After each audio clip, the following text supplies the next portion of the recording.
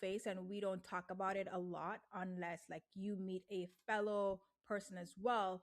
But when you first like immigrated from Jamaica, right? What did success in America look like to you at the time? Did it seem impossible, scary? It's interesting, right? It's all perception at the end of the day. So when I just came up, just left high school, just to give you the context, right after high school came up, and you always dream about America and what it's gonna be like, what you see on TV and everything like that. So when I came up, success to me was pretty much what everybody told me success would be, which is going to school, getting a good education, and making a good living. Get a It's good pretty, job. yeah, pretty normal. I mean, that's what I mean. There was nothing grand to it. That's what success meant to me at the time.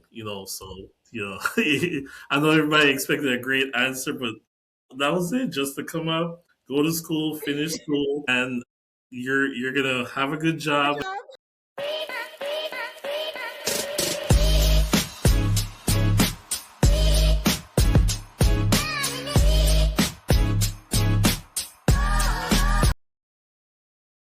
What's up, everyone? Welcome back to Legacy Talk with your host, Kalisha. This podcast is where we have like real, unfiltered conversations with entrepreneurs, investors, and operators who build something meaningful, structurally and generationally. Today's conversation it's extremely powerful. All right, we're talking about private equity, private lending, scaling across multiple states, operating assisted living facilities, building companies, and doing it all as a Jamaican immigrant navigating the US business landscape. Today's guest is Marcel Davis, co founder and operations project manager of JVP Equity Management. And with over 22 years of experience spanning mortgage lending, private lending, multi state real estate investing, residential assisted living, and business exits, Marcel brings depth, discipline, and perspective. Marcel, welcome to Legacy Talk. Hi, Kalisha. How are you? I am doing fantastic, guys. Like it's crazy when you hear the story of how we met and how long we've known each other. You're gonna be like, wait, I feel like you guys know each other a long time. No, because we met. I would say about less than a month ago, Yeah, about right? less less than a Less than month. a month ago. We were both in a private community together, which we had no clue we were a part of for months now. And then we all had an event in Utah, and that's where we met. But here's a crazy thing, you guys. Okay, here's a crazy thing. This event was probably like a 2 3 day event, right? I met Marcel, I'll say maybe day after the first end of day one, rather. Okay. Here's the thing, you guys. We were, okay, ready for it? We were staying in the same hotel on the same floor, a few doors from each other, and we had no clue until we met at the end of day one, which that was Hmm. insane. Yeah, yeah. That was, and the crazy part is the first day, like, because he had like a whole welcome thing and everything like that. I didn't even see Marcel at all, not at the hotel, like, with no running, like, no nothing until after the first day. That is crazy. Hmm. Man, but I think for me, like you expressed that you feel the same as well. It's always good to, with the space that we're in, to meet fellow Jamaicans. I think we tend to like gravitate towards each other a lot, and it's just really nice to see, like, oh my God, yeah, yadi. And like, no, but I'm so happy to have you here. And I think you have a wealth of knowledge that you can share with the audience, like, especially if someone is an immigrant or just trying to navigate the space that you're in. So I Hmm. know, like, I want to go deeper. Like, we're going to go fully, guys, into the whole story and its strategy and everything like that. But I think this is something that a lot of immigrants face, and we don't talk about it a lot unless, like, you meet a fellow person as well. But when you first like immigrated from Jamaica, right? What did success in America look like to you at the time? Did it seem impossible, scary? Like, talk to me about that. It's interesting, right? It's all perception at the end of the day. Get a nice car, a nice home, and Oh my God. And then then you'll you're be happy, happily ever after. Go have kids and hmm everything. Oh my God. yeah, yeah, I yeah. agree. That's it. Yeah, and then you should be good, You're right? good. And that's what we hope because again, we didn't know better, or parents or relatives or anything didn't know better because that is what they were taught. Like that's what success looked like. But it's crazy for us where you come here and you're like, no, that's not what success looks Yeah. like at all. So it's like maybe being exposed to like different having conversation with different people, being exposed to different experiences as well, like some point in there was like some shift as well. What when did that shift happen and what did it change to for you?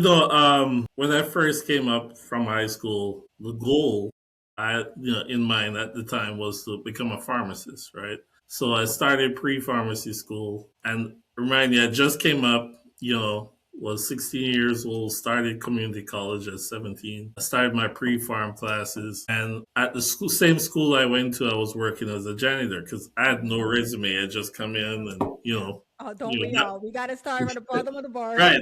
That was the only job available. So the shift came interestingly enough where I was working as a janitor, but I needed transportation. I needed to buy a car. So I needed extra money after paying for classes and everything like that. So Yeah. someone suggested that there's a telemarketing job, part time. You go there, you could make a few extra bucks, plus you could make commission on sales. So I tried it out and it was selling mortgages. So that was my first introduction to real estate. So I got on the phones. We were actually calling from a phone book. I don't know if you remember those Yeah, oh, the big. yellow, the yellow white and white phone Yeah, book. yeah. So that was the lead sheet. We're going through, we're dialing, and it was a competition in the office because it was five of us, five or six of us at the time, and nobody wanted to leave because it was like 4 hours from like I think it was 4 p.m. to 8 p.m. or something, and nobody wanted to leave without getting some leads. You Yeah. want to, You want to of put the course. work in.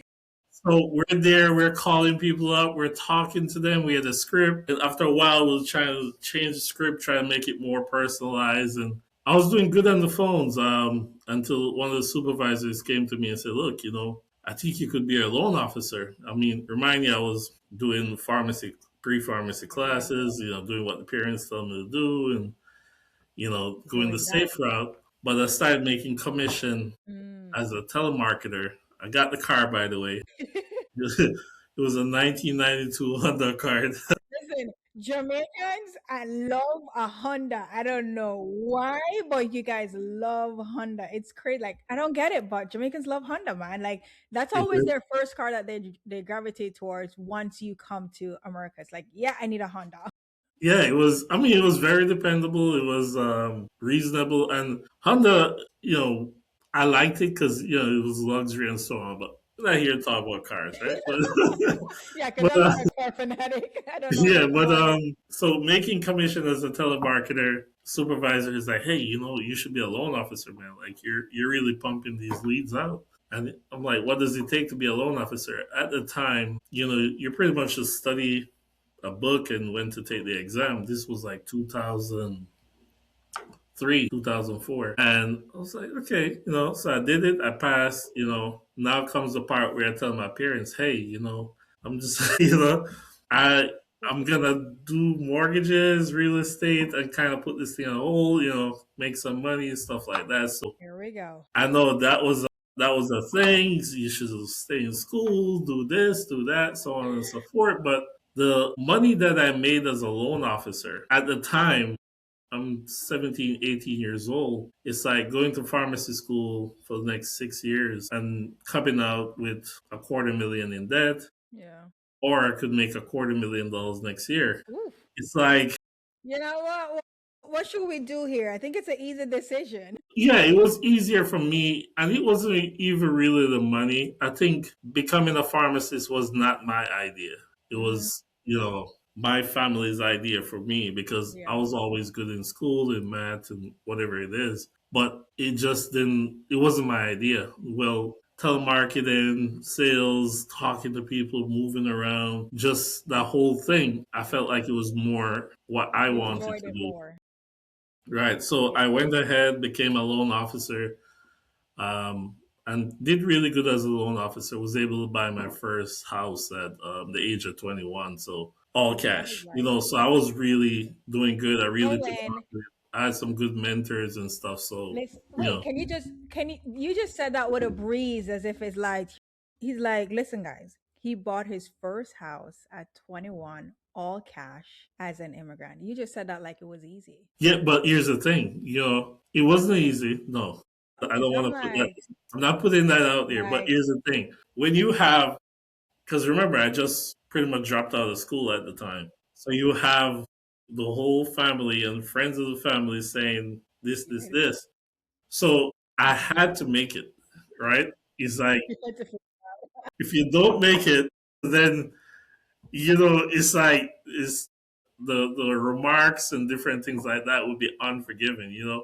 So it's like every day I get up, I went to the office. I was there in the office from like 8 a.m. to like 8 p.m. every day. As long as people are taking calls, I was there, mm-hmm. moving around, doing different things. Back then, you go to do your closings, everything was paper, so always traveling, always doing different things. And I was surrounded by a group of young guys, so we were just active and just making it happen. Yeah. So yeah, it wasn't easy, but I learned pretty fast. And then back then, before the crash, on the market crash of 2008, 2009, back then it was so easy to get loans done. So the guidelines were not as strict, and there was just so much money in the market. So it was just the right time too. Yeah. So when you got that house, like what happened after that? Like, did you start buying more properties? Did you continue being a loan officer? What happened, especially after the crash? Because I know, I mean, I wasn't here for the crash, but just hearing stories and stuff like that, you've gone through it. Like, what was that transition and experience like for you? When you think about the whole context of the whole thing, I was 21, bought my first house. I was still a kid, pretty Mhm. much, and still doing mortgages, still getting it done. When the crash happened, we went from, because eventually the first mortgage brokerage I worked with, we went to create our own franchise of a different mortgage company. Me and two other guys, we went and separated and created our own franchise, and we were still making it happen. So when the crash happened, we went from making, let's say, 20, $30,000 per month to making 2,000, 3,000. That's a It big was a jump. big, huge drop, and we weren't prepared for that. We didn't. We thought it would always be that way. So when that happened, now I was like, oh yeah, I do have some pre-pharmacy credits. You're like, let So me let me go back. Let me go back So for yeah, the fear kicked in because I was used to a certain lifestyle. yeah. You know what? It's time to see what else I could do. Oh my So I god. end up using a lot of my pre-pharmacy credits for nursing school. Hmm. So I went to nursing school, became a registered nurse. I still had some properties and so on. Still was doing real estate, but now I had some stability Yeah. because then when the market crash happened, everything that someone said to me before, like, oh, you better do this, you better do that, it just came, tumbling in. And I was like, okay, let me, So I did that. I went to nursing school and worked as a nurse for a while. Hmm. But it's, again, not what I wanted to do and so on and so forth. So I eventually get back into real estate full time. Yeah. What was that transition like? Like, why did you decide to, you know what? Yeah, I know this is not for me, but what was that thing that pushed you where you're like, I'm done with nursing, I'm going back into real estate? Because we all have Yeah. that thing. So I think, nursing was a good journey for me. It's like when you went into nursing, it's more real estate is all numbers, it's Yeah. buildings and things like that. But just dealing with people on a personal level and intimate level in nursing, you learn a lot about life, and learn a lot about faith and God and so on. So one thing I kept hearing as I was doing nursing is people having regrets, like, Mm, I work with the geriatric population, the older population a lot, and people were just like, you know what? It was just like, I don't know if it was somebody talking through them or whatever, but I kept hearing, you only live once, you only live yeah. once. Enjoy your life, do what you want to do. And I remember being a nurse, I worked a lot of Christmas, Thanksgiving, birthday, New Year's Day. I was one of the younger nurses, so you have to do those shifts, because nursing is like a pecking order. So you have to take what you get when you come in. So after a while, I did really good in nursing too. Like whatever I put my mind to, it just Yes. and just have faith in it just kind of worked out. But again, I wasn't being fulfilled personally. And yes, I help a lot of people and so on, and it's a great profession, but I personally wasn't being fulfilled. So, So I came up with the idea and said, look, I have real estate experience. I have nursing experience. And when I met my girlfriend at the time, which is became my fiance and my wife, she's a nurse practitioner. So I was talking to her one day, and as we were getting serious, I said, look, I don't plan to work a job for too much longer. I really just can't. Like yeah, like there's this is something how that yeah, there's nothing wrong with the job. I respect a job and so on and so forth. I'm just telling you my personal experience and things. Like I respect, like I've worked with some of the greatest people I work with are nurses, like hardcore nurses, like dedicate 30, 40 years of their life to service. And absolutely. but for me, I just knew there was something else that I should be doing. So came up with the idea of starting assisted living facilities so I could keep the nursing, but also have the real estate part of it. So started looking in the market. I know how to research properties and different things like that. I know how to get loans from the mortgage experience. So everything kind of Kind of came came all together. together. Yeah. And then I found some facilities. Before we jump to that, I want to I dive wanted, deeper into yeah, that. when I became a nurse and going through the market crash and so on, I lived in Chicago, and I realized, which is important for everybody listening to hear, fear is a crazy thing because as soon as the market crashed, I jumped ship. I went into a whole different profession. And I realized that happened because of the environment I was in. I was surrounded by family members and people that it was all familiar. So I decided to move from Chicago to Florida. And then, like, my mind just opened up because it was a new environment, new everything. And I decided, look, I'm going to figure out real estate business some way, somehow. And I didn't have so much background noise as Okay. before. So that's when I met my significant other, and then we started planning and different things like that. And then that led to opening assisted living facilities where I could go from the job to full time. I was pretty much doing the same thing, caring for people, so on and so forth. Do. The difference now is, I'm caring for my residents under my company and so on. I could kind of do things my way. I think the thing too, like, is that like I want to touch on 2 points that you said. It's one, like the fair point that you mentioned. It's very crucial because especially again, like as an immigrant, if you're or you're just not familiar with a space, right? You're always gonna rely on the family, the friends, the people that and you're comfortable with. So then, as you said, like that fear is it's dangerous. Hmm. Hmm. It's so dangerous, and you could be on a path going, and then that thing happen, and everyone and the noise is it's in your ear. So you're like, okay, let me listen to them, because then, and you could be fighting it too, Hmm. but then that noise is so powerful that it overpowers your positivity or your good mindset that you have, and just psh.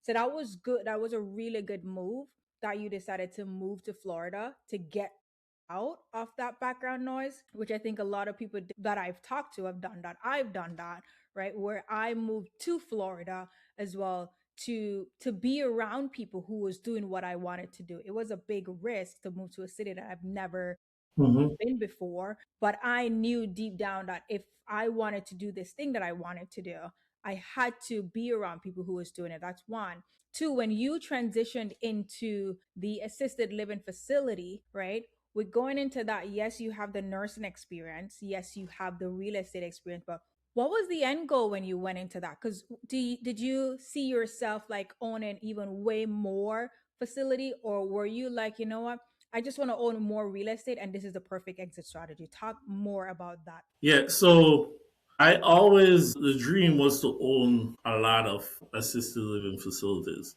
Yeah. But, and it's a great business. But when I went into assisted living facilities, then it's like something looks good on paper. But when you Mhm. actually get into the weeds, you realize, staffing is a big issue, right? Getting the right staff in and what you have in mind as far as standard of care and different things like that is tough to pass that on and have everybody in the same mindset. Mhm. So scaling is not just about getting the facilities. It's also about scaling the standard of care, Yeah. making it uniform throughout because you have a lot of government oversight, a lot of regulations, a lot of compliance stuff you got to do. So you need a great team behind you. This was my first time running facilities and stuff like that. And we started with multiple facilities. Mhm. So just getting all that, you know, um, hammered down, and then at the same time, it's a new marriage, getting kids, so everything was kind of happening all at once. When you talk about the staffing though, and Mhm. getting everyone with the operation on the same side when it comes on to standard care, do you think it's because like the team, the talent itself, or the nurses were not like an employee of the company, or because they were subcontractors? What do you think what was the main issue why the standard of care was a little bit tough for everyone to be on the same side? So, few factors. Mhm. We were a new company, so funding was a issue. So if you want the best staffing, you gotta pay a lot of more. Then you have to maintain a certain level of occupancy in the facility. Mhm. Now marketing. So now you have to do. It's not being an employee anymore, where I go in and Mhm. the patients are all there. I gotta find those patients. I gotta find the staff and I gotta train the staff. And so it was a lot of groundwork that needed to be laid And in yeah. order to get it to that level. And it just takes time. It just takes time because then you have to figure out a lot of different things all in real time. Oh, you're So navigating it too.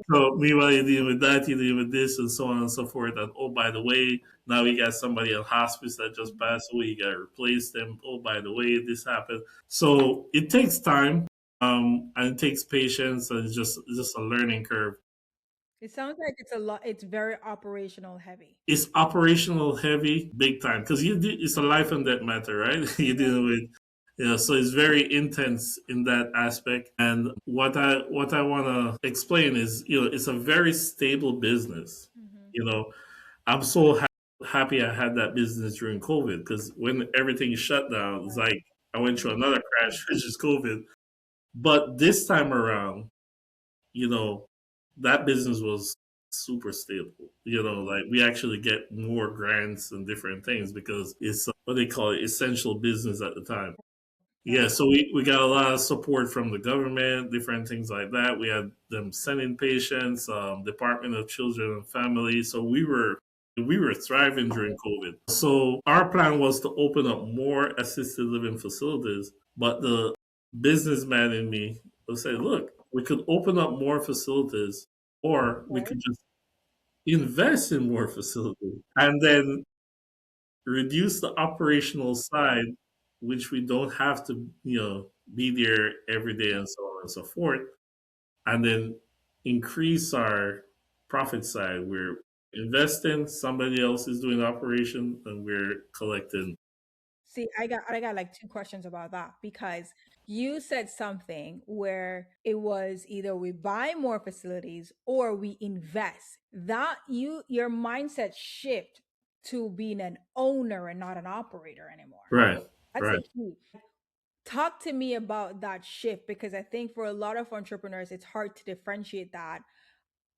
When you're starting out, you're an operator and you're an owner as well. But to go to a point where you're completely thinking strategically as an owner and not an operator, that's a huge difference. For you, how did you transition into that thinking? Or did you always have that mindset with thinking I'm an owner and I want to be an owner and not an operator? Well, you know what I like about doing business and so on and so forth is that you really get to know who you are throughout the Hmm. process. Yeah.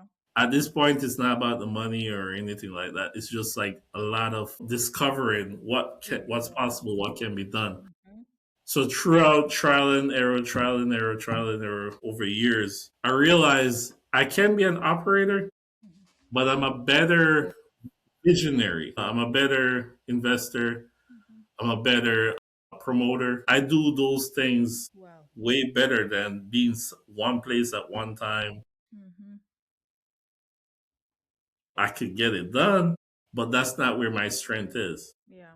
So I try to lean more towards my strength, which is I could build it, I could put it together. And once I build it, put it together, I'm ready to build the next one and put it together. Versus build it, put it together, Like and visionary. yeah, and stay in the mundane. Once I get in the mundane every day, Yeah. is it kind of it's not. I could do it, but it's not where my real strength is. So I just kind of lean towards what my strength is. Yeah. No, that's pretty good. So then with that, I know you sold, you exited the whole assisted living facility. Talk Mhm. to us about that. Like, did you just get up and be like, yeah, I'm done. Let's get out of this? Or were you approached by someone and just cash you out? Like, talk to about us about the exit. And also for someone who is in that space, because I know a lot of real estate investors where their strategy is doing assisted living facility, like how can they prep for an exit as well if they decide I want to be done with this strategy for now? Again, why I like being a business owner and investor and so on, because ultimately, whatever business you build or whatever you do, it sounds selfish, but it really has to be all about you, right? In order for it to work, Yeah. and this is being serious, right? It really It's has you're to being be, honest. Like people will beat around the bush, but it's correct. yeah, it really has to be all about you and where you're going in your life and where you see yourself and so on and so forth.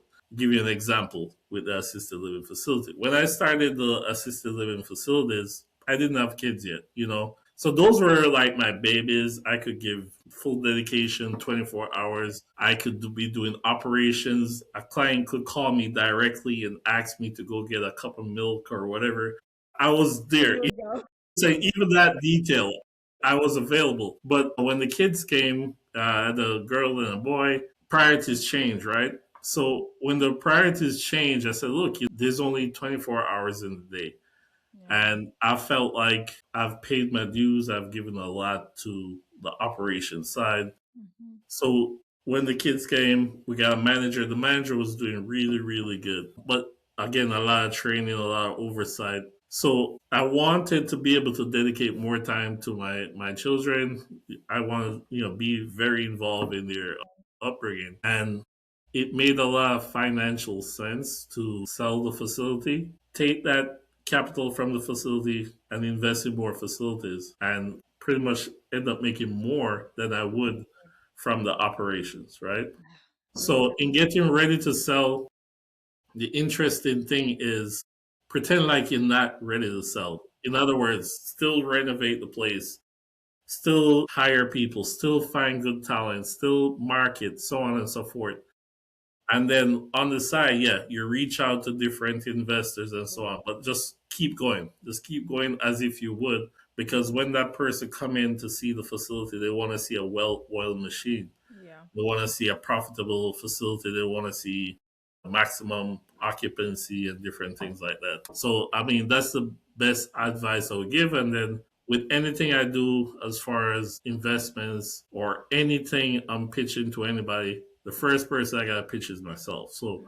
I have to bring it to a level where I'm excited about it. It's like, I would want this, because that is contagious with anyone I talk to, says, "Hey, he's happy about something. Yeah, yeah, yeah, I wanted to. You gotta sell the vision too.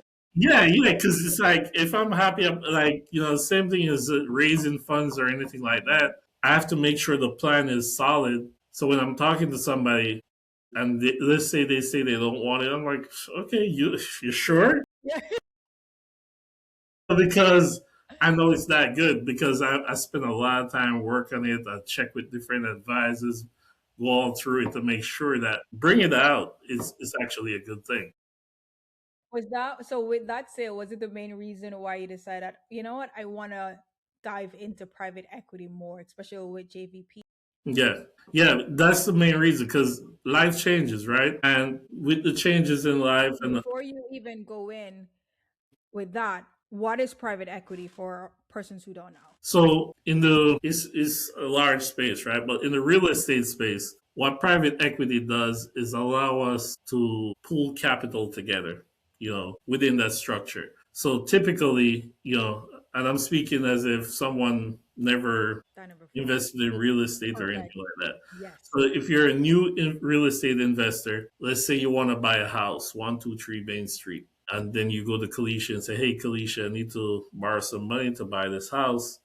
So on, she lend it to you, you buy the house, and we know that transaction work. That's private lending. So private lending, you go to an individual or a company, they lend you that money for that house. With private equity, we can come up with a plan, let's say a 5-year plan, 10-year plan, or just an overall plan and say, okay, we're going to invest in these asset classes, whether it's residential homes, commercial properties, it could be land, it could be different things, warehouses, whatever it is. And we need $10 million, $20 million. And this is the plan that we have Gonna purchase all of those. to get this done. And by the way, for the money you invest in our company, we're going to pay you X amount of interest per year or per quarter, whatever it is. So you're basically pooling people's money together to Mm-hmm. now go buy businesses as well. Yeah, so specifically residential assisted living facilities. So that's the private equity side of our business that deals with residential assisted living facilities. So our asset classes are residential, regular residential, commercial, so multi units, and residential assisted living facilities. Yeah. So it's amazing just to see the transition. That's why they say like everything that happens in your life, the pathway, it happens for a reason. Because with you nursing and then being exposed to that kind of expose you to running an assisted living facility with your real estate experience kind of merge into you launching your private equity fund to now buy businesses within that space, which how you transition now wearing your owner hat and not your operator hat. What would you say, like, what's attractive, like when you're looking for those facilities for your fund, your private equity fund, like what makes a deal, what looks good to you about a deal in that space? Well, always start with the real estate, right? Because that's the tangible asset. Yeah. The private equity side, which is the business side of it, that could go like this. It fluctuates more, right? Yeah. But the real estate is largely stable portion of it. So in our fund, we don't buy any assisted living facility without the real estate. You do have operators that buy just the business and not the real estate, but in our fund, we have to have the real estate and the business. Why that strategy though? Why not why not take the operator that already have the business? Well, it's a risk mitigation strategy, right? Because, things can go wrong They always go wrong. in the residential assisted living facility space. And if that happens, at least we got real estate, right? So, but in all seriousness, when someone invests with me, I take it very seriously, and it's Yeah. like I always think, what if? What if this happens? What if that happens? And I know, okay, if something happens with a assisted living facility, there's a number of things that could happen. We could say, okay, we close that business, reopen another business, and keep it going Yeah. because we have the asset already. Now, Hmm. if we buy just the business and something happened, then it's It's you know, gone. yeah, Yeah. it's pretty much gone. Yeah. So we try to focus more on the real estate part of it, Mhm. and the business is just the added value. That would make Yeah. sense. And I Mhm. love that you mentioned that it's a risk mitigation tactic as well. Do you feel like what are your thoughts on how the market is going right now? Are you still looking, do you think it's have you slowed down with looking for businesses to acquire in that space and the real estate? Like how are you navigating that with how everything is going? A few years ago, we went nationwide as far as our investment strategies because I realized, when someone asks me how the market is going, it depends, right? Yeah. Because Florida is different from Texas, Texas, which yes. is different from Georgia, Tennessee, and so on. Your exit strategy. Yeah. So there's always a hot market somewhere. So people are moving somewhere. People gotta live somewhere. So what we try to do is widen the net Mhm. and see, okay, where the action is, Yeah. and then try to focus on those areas. And we try to offer more creative financing solutions. We do a lot of owner finance, a lot of different things as exit strategies. If a property is taking long to sell, get rid of, various ways we can get out of it. Yeah. With 23 years of real estate experience, I've learned, especially from 2008, 2009, that there's always that something that can be done, right? Hmm. Because if I was surrounded by more real estate minds back then, I probably would not have got out of real estate. Because the people that actually stayed in Ah, 08, 09, they're retired now. Most of yes. them, right? Many Because of them, yes. I always hear both sides. Persons who sold regretted selling, and then the person who hold on to what they could, they're like, I'm so glad I did. yeah, because the people, one of my investors, he's from Belgium. During the crash, he bought probably like 15 buildings in South Florida, Palm Beach, Broward, and Dade. Hmm. And he just held them for about 10 years, and he's like 7x his money, Wow. and he stayed and weathered the storm. So it's a matter of real estate and any market, not just Mhm. real estate. It's going to go up and down, Yes. stocks, whatever it is. But the main thing is education, I think.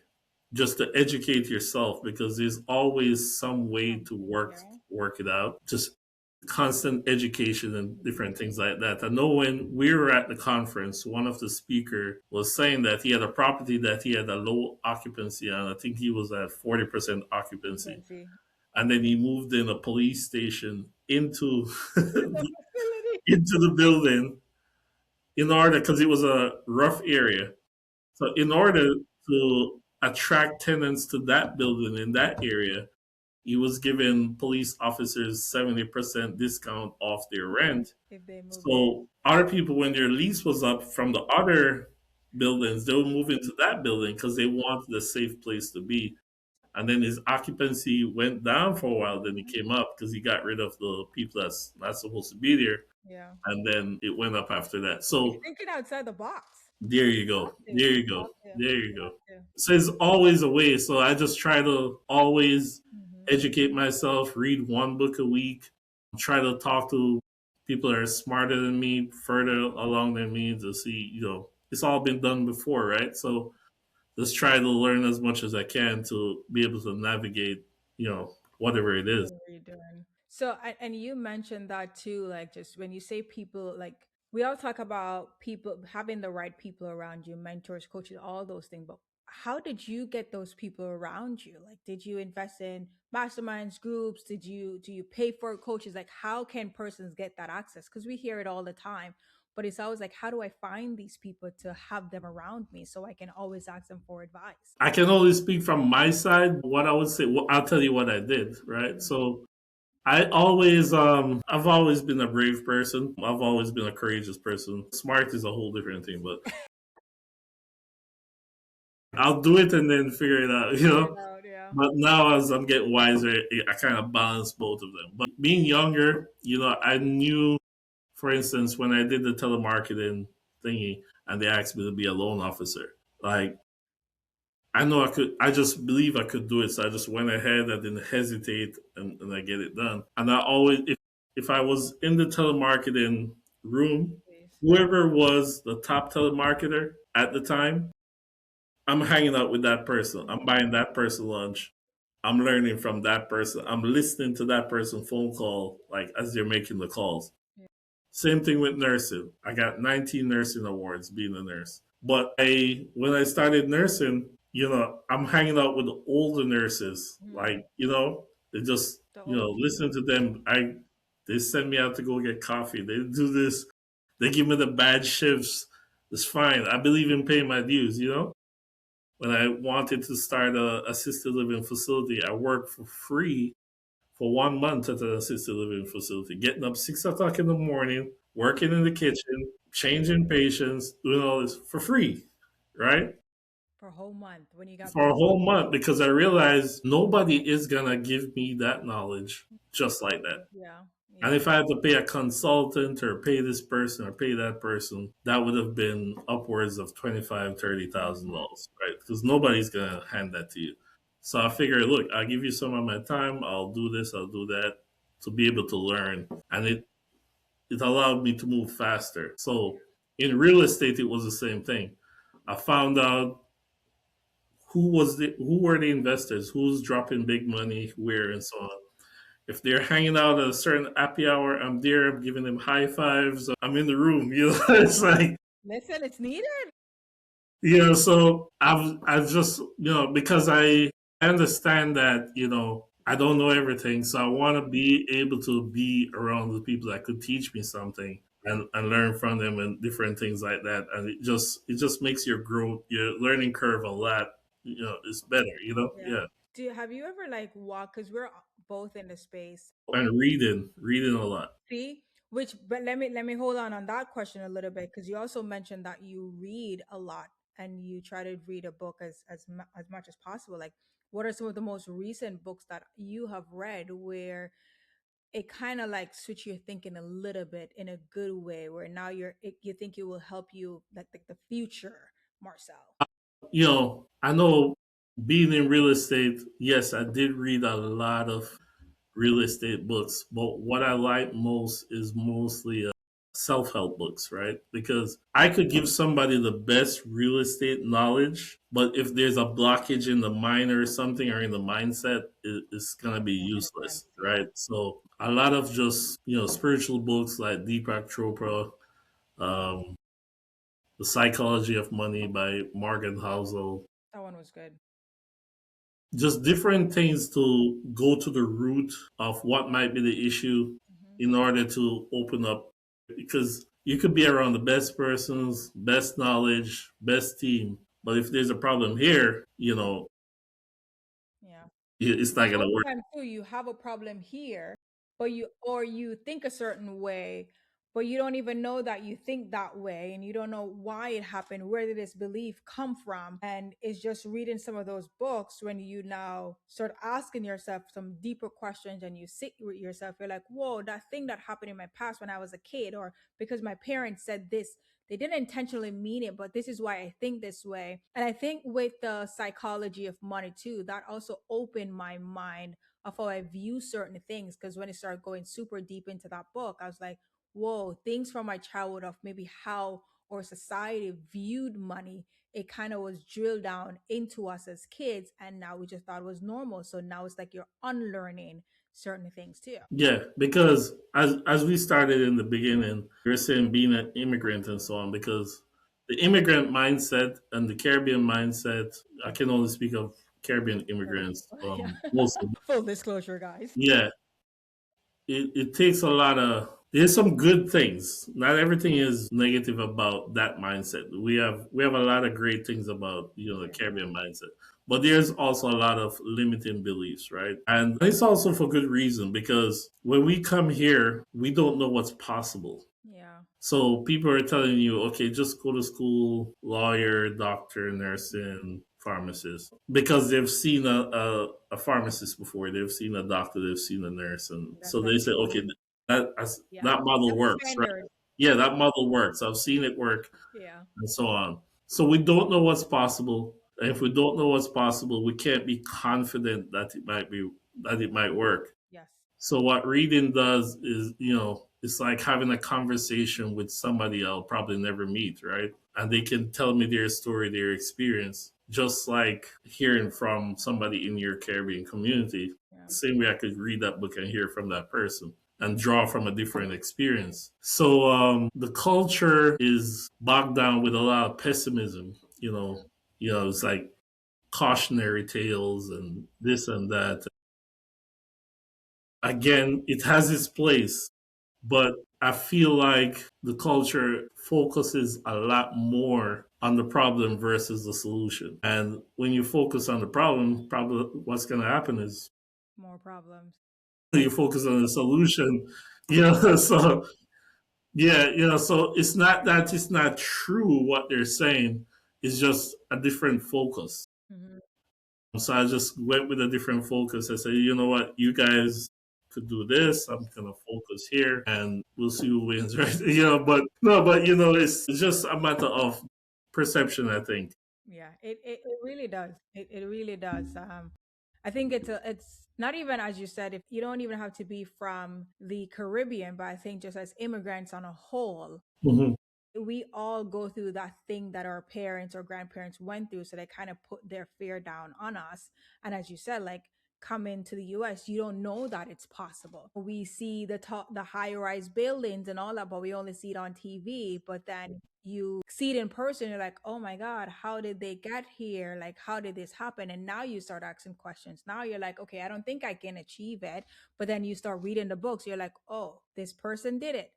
It kind of give me some form of clarity on how they did it. Maybe it's a little bit possible for me. And then you start getting that little bit of hope, and you start reading more books, then you start getting around more people.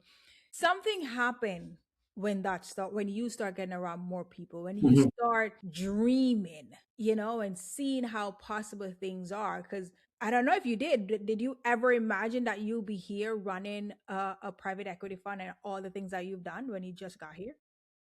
No, never.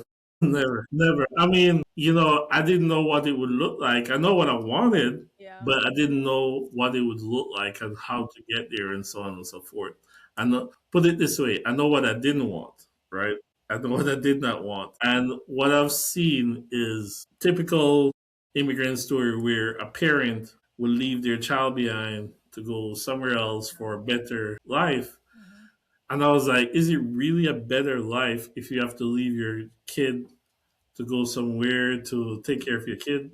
It's like, so when I say, okay, I don't want that. And if you pick a career that everybody's saying, okay, maybe you're a doctor, and everybody's, oh yeah, Dr. Carter, everybody likes you being a doctor, but do you like you being a You doctor? like, yes.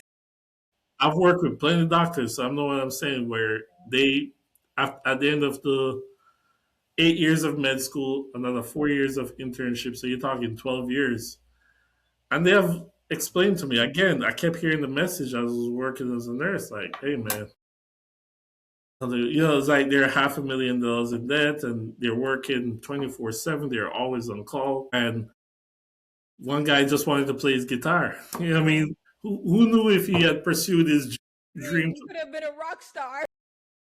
could have been on a yacht somewhere. But so I just didn't want that.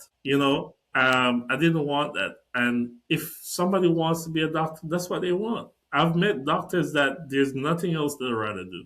Yeah. I've met nurses that there's nothing else that they rather do. So it's not a shade to anybody. So it's just about finding that own music inside of you Yeah. and see where it leads you. For me, it's real estate. For somebody else, it might be something else. It's crazy. So I think one of the thing is, because this is a question that I want to ask, I want to talk about, or a topic rather. One of the things that we connected with when we first met was just how important having faith plays Mhm. a role in how we navigate this thing called entrepreneurship and our business. Like, can you talk about that? Like, what does faith look like to you? And Mhm. how do you incorporate it, especially when you're gonna make decisions too? Well, faith is everything to me, right? It's like I often don't talk. I'm gonna talk about it, but I often don't talk about it because it's really something you is so hard to explain, right? And I wouldn't advise people to take chances that I take because I could see it, right? And I could feel it, but for somebody else, they might get a totally different result. Yeah. So just being connected to your source, in my case, is Jesus Christ. But just being connected to your source, I feel like, there's a real connection, just like a physical connection where you could get information and insight to guide you through whatever it is that That you you're need to get doing. through. Yeah. Just again, being pre-farm student and then just taking a chance to become a loan officer, then buying the first house. Mhm. Imagine people, is it real estate that you do? Yeah, It's a but little bit confusing. yeah, it's like whoa, like just but it's just having that faith and believing that okay, it's gonna happen before it happens. Yeah. It's not easy. It's a little nerve wracking, but just sticking to the script, just following the motion, just being faithful to whatever you're doing. I describe it like skydiving, right? I've skydived a few times. It's like when you jump out of the plane, you're gonna fall. It's gonna go down, Yeah. but it's what you do in between when you come out the plane to when you hit the ground that makes all the difference, right? Mhm. So just sticking to the motion, just following, like making sure you're in position when it's time to pull the chute, and so on and so forth. But you can't let be overcome by fear, or else that could be catastrophic, right? So it's just that same thing. You just go with it, just go with it, and understanding that it's gonna be okay, not because of you, but because of a higher source. If it's because of you, I'll be worried. But just know that there's a higher source. Know that you did everything you could do to the best of your abilities, and the rest is up to I love that how you use the analogy with the skydiving because I recently saw one too. Someone used that where you're right. When you're gonna do skydiving, because I've done it, you get on the plane and there's this fear, like you can feel it in your chest, like your heart Mhm. is gonna jump out of your mouth, and then you jump, and maybe for the first like 5 seconds you feel like your heart jump out because it's so scary, right? But then after a while, when you go through a lot of tumbling, the rough patches because it's tough, you're navigating something new. But the moment like you kind of get you settled in and you're floating in the air and you let go of control and the fear, you're like, oh, I'm so glad I jumped. This feels amazing. Mhm. Right. And you're just mellowing out. But if you, as you said too, like if you start freaking out and that's when everything starts going wrong. And then you hit on the floor, bam, splash out, right? But that's when you have so much fear and you don't want to let go of control as well, and you don't believe and you don't have faith like this is gonna go good, it's Mhm. gonna go good, then that's where things will happen. Like, so thanks for using that analogy with the skydiving. I Yeah. agree with you with faith is something that an individual has to also experience for themselves and be connected to whatever your source is, and just you pouring into that to connect to your source. We have the same source as well and we tap in to that too, but I always try to, I like touching into that a little bit because the more I experience it and then the more conversation I have with people, I'm like, oh, someone gets it. It's good to talk to people who gets it. Yeah, because faith is a muscle too. Again, back to the immigrant story where people don't know what's possible. So Yeah. how are you gonna know what's possible? You exercise faith. It's a good thing to exercise faith, right? So you try something, work through that. You try something bigger and bigger, and it keeps growing bigger and bigger and bigger and bigger. And then one day you wake up and you're like, you look Hmm. around, I'm looking in my backyard. This is my backyard. I'm looking at my kids. It's like, wow, this was all a dream one time. Yes. You know, Oh my God. I thought I was the only one that does that. you know, It's like you wake up and you're like, wow, it's like Inception. It's like, wow, Wow. yeah, So I mean, and it's like after realizing that, you're like, you know what? I'm gonna do this thing again. Yeah. I'm gonna do it again. I'm gonna do it again. And you keep going and going and going. Yeah. Listen, you ever had that I don't know what that the word that they call it, but you just describe it where you would just, yes, maybe that's it. You sit down and you're like, whoa, this is my life. Like this is where I came from. This is my life. This is all that I've gone through. This is all that I've accomplished. This is what I have. I'm living a good life. It may not be perfect, but this is amazing to me and I'm content. And you just sit with it. But I have a slightly different view. I think it's perfect. You know, Mm. and it's always and the things that we think are not perfect are just the things to keep us going, right? Yeah. Yeah, because we Mm. just I I was see it gonna differently. It's just like this is the next thing. It's fine. Just keep going. Yeah, So it's just Because remember, where we are now was a prayer some time ago. You know, you prayed for your fund. Now you have your fund. Yeah. You prayed for the Time with podcast. your Now you daughter. have your podcast. So remember, this is stuff we prayed for. Yeah. And then when it comes, you know, it's just like, yeah, there's other stuff that comes with it, so on and so forth. But this is what we prayed for. And we're blessed to get it and so on. So you just take the whole thing. You got to take the whole thing. So it's perfect, you know? You can't just take the good parts of it. Yeah. And what's the good? No, but I'm saying to be more detailed, what's the good part? Because, like, I remember meeting challenges, especially in real estate. You know, some stuff happened. You like maybe tenant won't pay or whatever it is, and then it comes back to you to make a decision how to approach it. Yeah. And sometimes you approach it a certain way and it works. You're like, whoa! So you actually find out I could get somebody out. Like, Hmm. you know, so the next person that don't pay me, but you know, you learn more and You so learn on more, through yes. through the problems, through the issues. And after a while, I just stopped seeing it as problems. You know, I just see it as the thing to be done. Okay, what's to be done? What's the next Yeah. thing to be done? And I love just that. it's a privilege to be healthy, to be active, to be able to do this. You know, It is. You see, and it's as you said, it's a perspective. yeah. It's the perspective that you have on life, the things that show up for you, not problems. Yes, we may see them as problems, challenges, but you kind of change that perspective and you exercise that muscle, that brain muscle to kind of rewire things. So your brain be like, oh, these are not problems. Boom, let's go to solution. What needs to be done? That's a good mindset to have. I wanna before we wrap up is to jump into our quick rapid fire. So these are things that we try to get to know you. No thinking as Hmm. well. Just the first thing that come to your mind is like one habit that's been like key to your long-term success. Consistency, That's needed. Okay. All right. Most underrated skill in private equity or real estate. networking, relationship building, Love it. Biggest lesson you've learned about risk. perception. That's a like. See, if I can continue this conversation, we may need to Mhm. do a part two. Okay, your favorite way to unwind. Traveling. Okay, and one word that describes the legacy you want to leave for your family. One word that describes the legacy I want to leave for my family. Groundbreaking.